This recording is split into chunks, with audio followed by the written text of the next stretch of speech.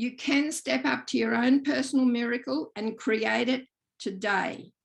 We all create our own miracle with our thought, our words, and our actions. That's where, and it's out there in a step of faith with your words, your thoughts, and your actions, and you can create the miracle that you're looking for in your life today. I've done it time and time and time again.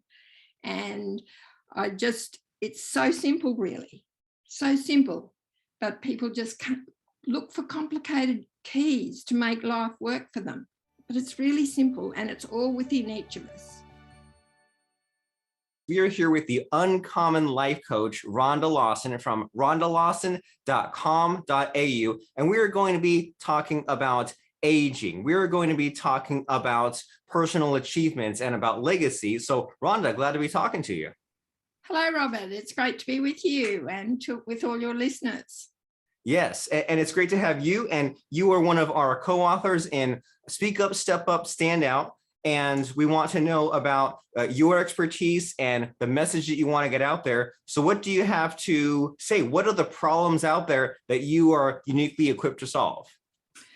Well, I guess two things I want to say about that. I guess in this fast-paced world of social media, there's not a lot of people speaking into the minds and hearts of mature women. We seem to be the forgotten generation. And a lot of mature age women feel invisible and irrelevant. So I want to encourage and support the mature age ladies. And I'm also specifically speaking with women who are divorced and facing life alone in their mature years, and just to help them to rebuild, to regain some of their self-confidence, and to realise what they have to offer, because we have so much to offer in this age group that we're in, where we've got wisdom, we've got intuition, and so many young people are lost more and more every day, I feel. So I just think that we need to step up more. And here I am, stepping up and speaking out and reaching out to those ladies who feel a bit forgotten, so that's my message, essentially. Okay, well, I'm glad that you're here to deliver that message. And so have you gone through this personally, or what's your connection to this message? Well, I am 71. So I have negotiated quite a few things in my lifetime. I've negotiated 2 divorces. I've negotiated illness and restored my health. Yeah, so I feel like I'm at one with them. I feel like I know their pain and I know their struggles, and they're very real, and I'm not here to minimize them, but I'm just here to say, to encourage, really, that if you dig in and put your life on a trajectory of restoration, it's really worth the effort. And so when someone like you or me has a problem, we think, okay, well, who is speaking my language? Who can relate to me? Who is reading my diary? So these people out there, these older ladies who feel forgotten, who feel like they've been through so much, they're so tired. What was it like for you when you were in the middle of it, when you were about to give up, when you were struggling? What kinds of negative thoughts or behaviors were going through your head? Look, it was really hard. And I have to admit, I indulged a little in self-pity, which is the worst of human emotions. And we really can't afford to stay there. And I relate to that. I felt like, well, who wants to know me? Who wants to?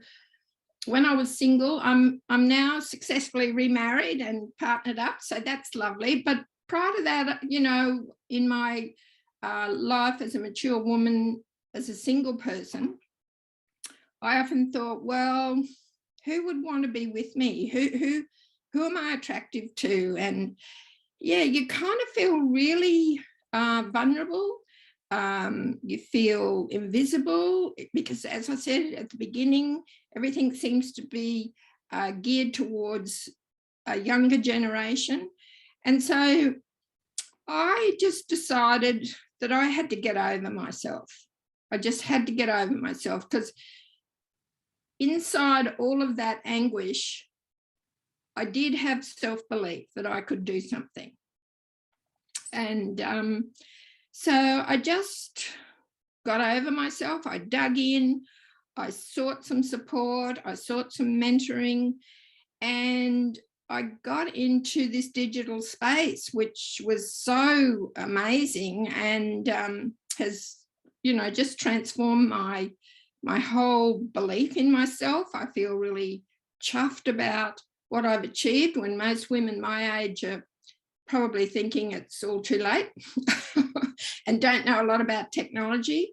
So I guess that kind of answers the question. It's just really a matter of deciding that I'm not going to accept this feeling anymore, and start to take tiny steps to change it. Well, I like that a lot, that you don't have to fix it all at once. And you mentioned in there that there was kind of the self-pity party, but then down inside there was a good belief somewhere in there. But maybe there had just been a lot of grime built up on the windshield after all these years of just like telling yourself it couldn't get any better, and just slowly being worn down and listening to the negative voices. But you said that you found a mentor, or you found this group, and then you accomplished all these other things. So what was this finding the mentorship process like, and what have you accomplished these last few years? Okay, well, I studied counseling, and then I decided that, like, COVID came and everything face-to-face was stopped. And I thought, right, I do have to get online. And so that was where it started. And so I decided to build a website. Imagine, I was 69 at the time. And I found a support group and began building my own website, with setting up my online counseling, which that is all there. But in that process, I learned about speaking to many instead of speaking one-to-one. And by creating a course and delivering a course where I could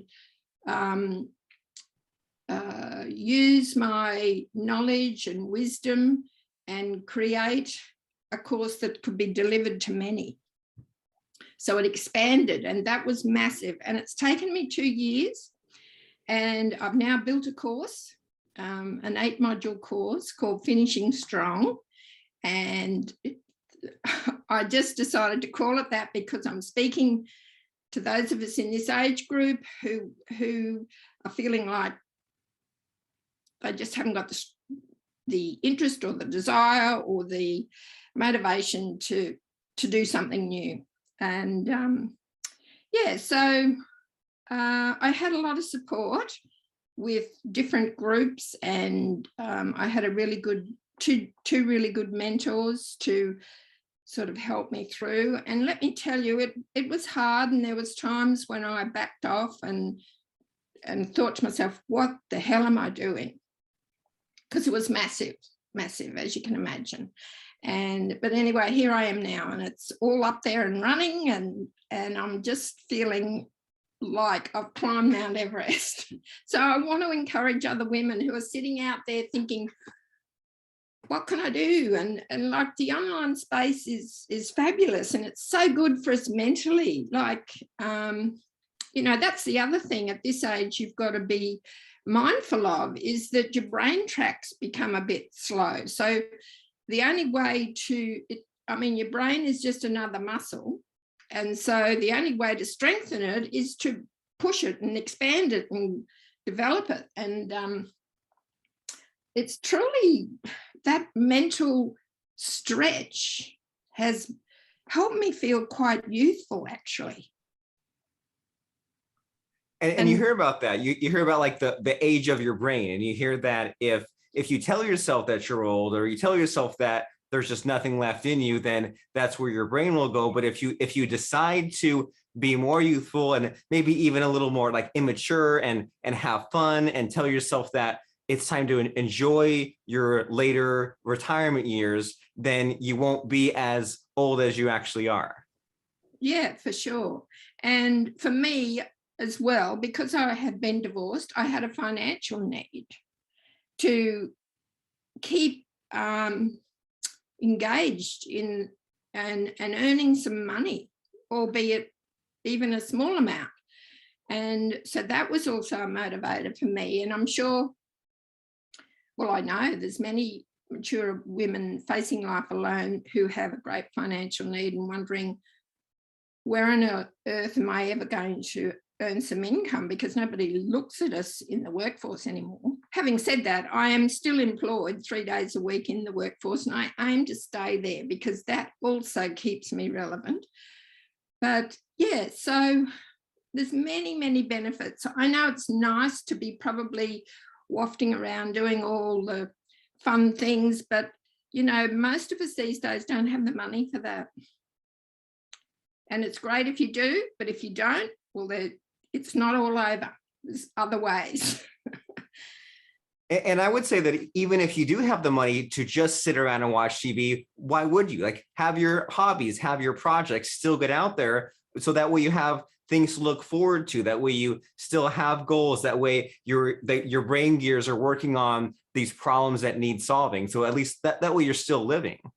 Absolutely. And, you know, as I said, it's important to stretch that muscle in you between your ears. I mean, it just is like anything else. It starts to shrink if you let it.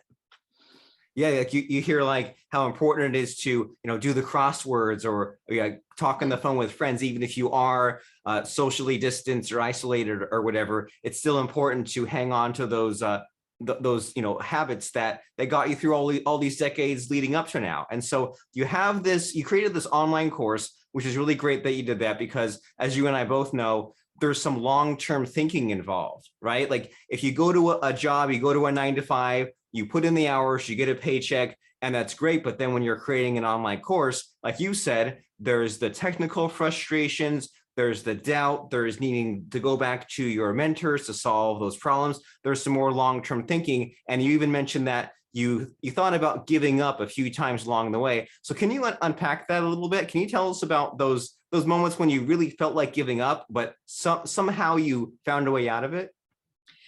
Yes, well, you know, this is the thing that you have to be aware of when you're churning away in your own little office at home and there's nobody giving you much validation and your partner sees you locked in there day after day, and nothing much is coming out of it. It takes a long time to build these online assets and create an online presence. So it gets lonely, and because we're all riddled with self-doubt, that's a constant battle, because I was thinking, oh, who really wants to listen to me anyway?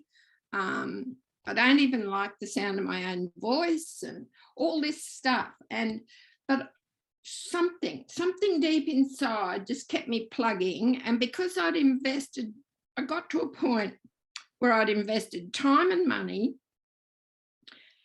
and so then that became the thing that drove me, because it was like being out in the middle of the ocean and I can see the shore, so it's too far to go back. So you just got to keep going. You just got to keep going. So yes, there was weeks when I didn't come into the computer because I just thought, oh, I'm tired, and all those things that we all struggle with. But somewhere inside there was that little spark that just said, come on, Rhonda, you can do this. Somebody will listen to you.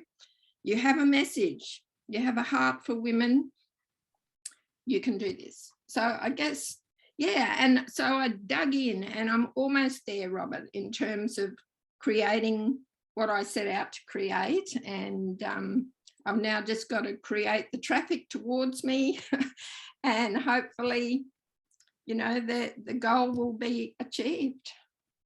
Yeah, you're getting to those next logical steps. And so Yeah. you mentioned some pretty cool things in there. That number one, there's that negativity, that negative voice, which it seems like that just comes automatically, right? That comes without any effort. And then and you can either let it be in control, or you can put in the effort to balance it out, or even better, cancel it out with more of the positivity. And the other thing that comes to mind as you're mentioning that is that, like, the negative voice that just insults you and says all the reasons why it won't work, it's not telling the truth. It's lying. Like, but just because you hear it doesn't mean that it's true. And I like your metaphor there of that you've come so far, and then you have a choice of either going back to safety and turning around and probably putting in more work than it would just be to just continue just that little bit. And I mean, how many of us have these projects where we're 80% of the way there and 90% of the way there?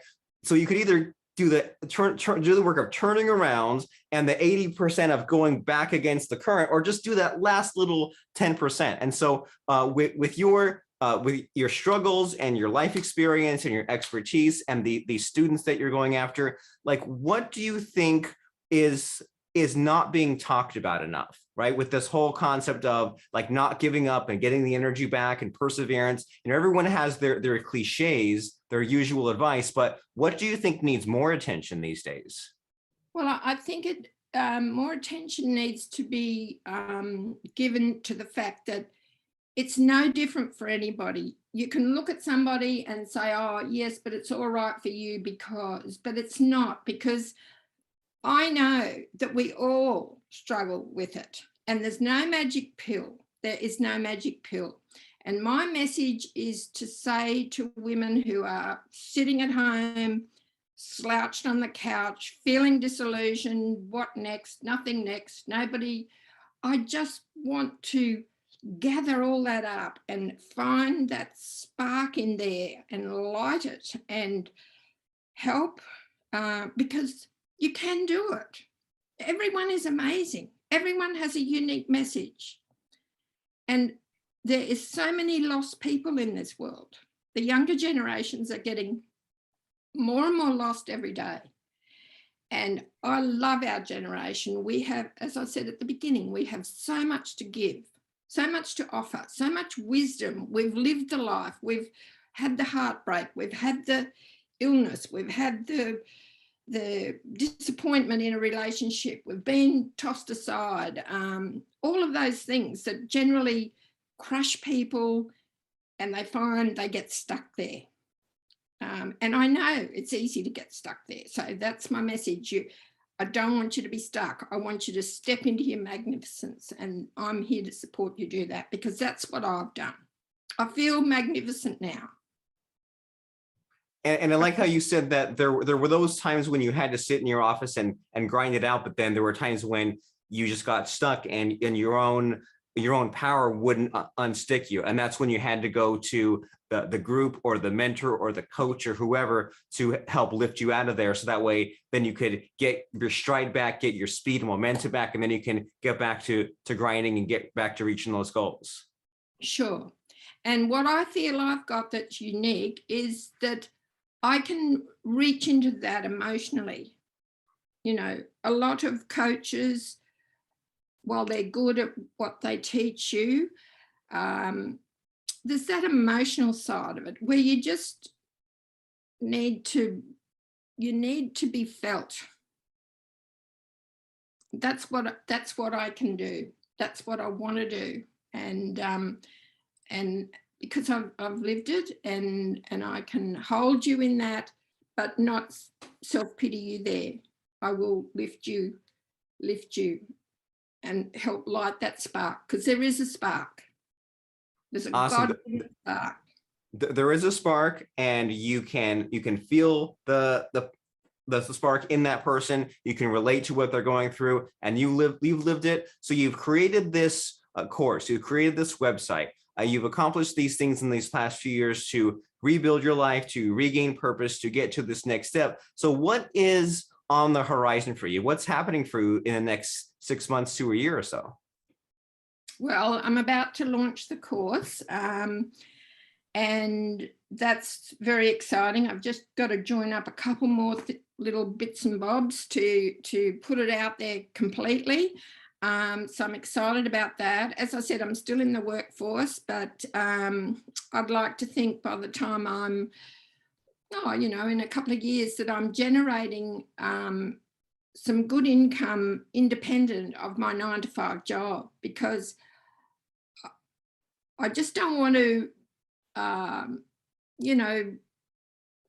be dependent on the government, or not have that extra $50 to buy a lipstick or buy a new something.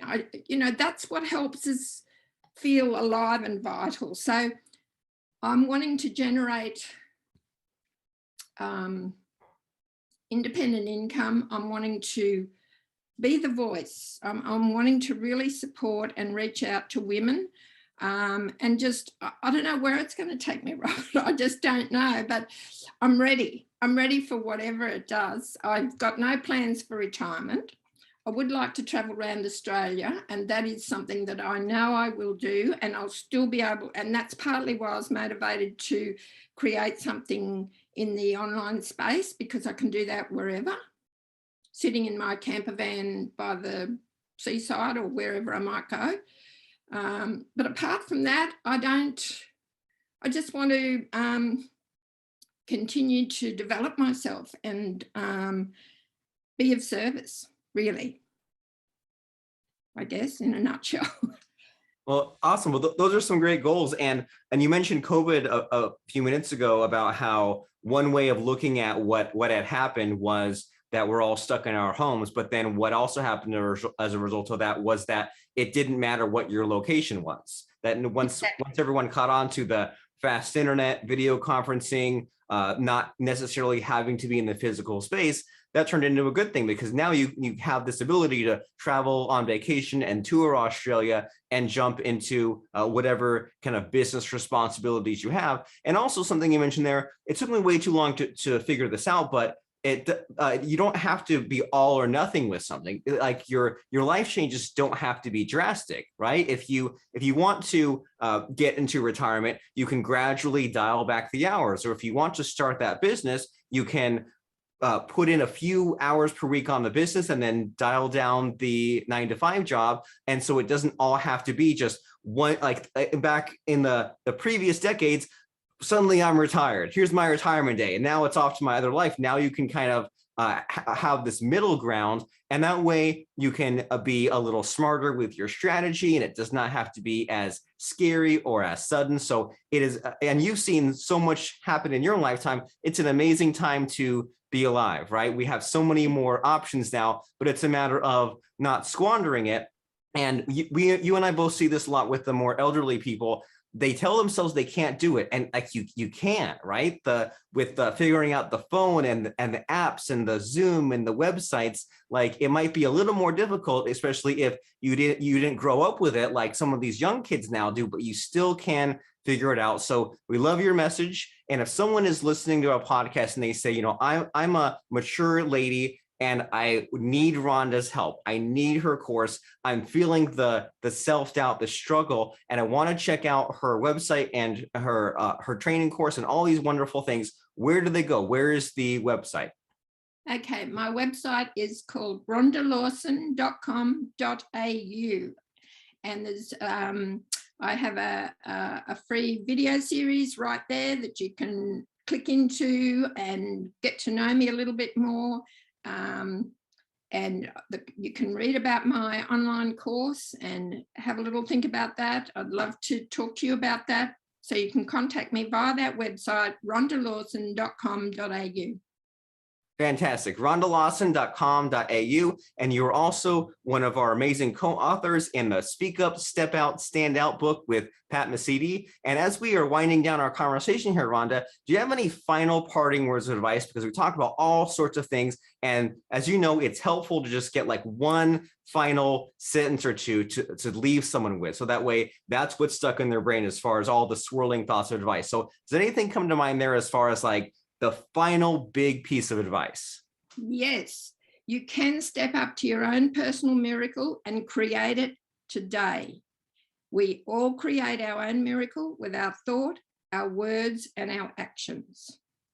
That's where, and it's out there in a step of faith with your words, your thoughts and your actions, and you can create the miracle that you're looking for in your life today. I've done it time and time and time again. And it's so simple, really, so simple, but people just can't look for complicated keys to make life work for them. But it's really simple, and it's all within each of us. So please reach out. I'd love to spend more time on that. That's my message. Thank you, Robert. It's been great to be with you today, and look forward to some more soon.